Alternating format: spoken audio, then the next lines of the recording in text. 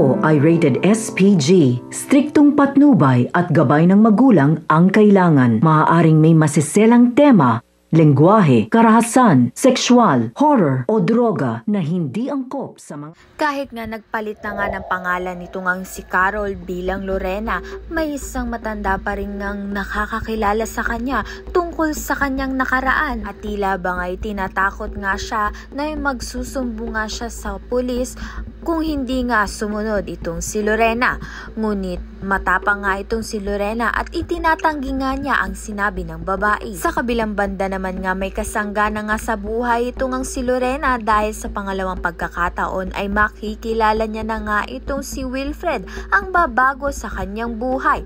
At pati anak nga nito ni Wilfred ay boto na nga dito kay Lorena at magaan nga ang loob kay Lorena. Subalit may malalaman nga itong si Lorena sa nakaraan nga nito ng asawa ni Wilfred at ito nga ang sikretong pilit itinatago ni Lorena na hindi nga malaman ng mga kapulisan. Ngunit hindi nga niya mapipigilan ng kanyang sarili na mahalin nga itong si Wilfred dahil pati nga ang anak nito ay napamahal na kay Lorena. Kaya naman nga't yan at iba pa ang dapat nating pakaabangan. Maraming salamat sa iyong panonood.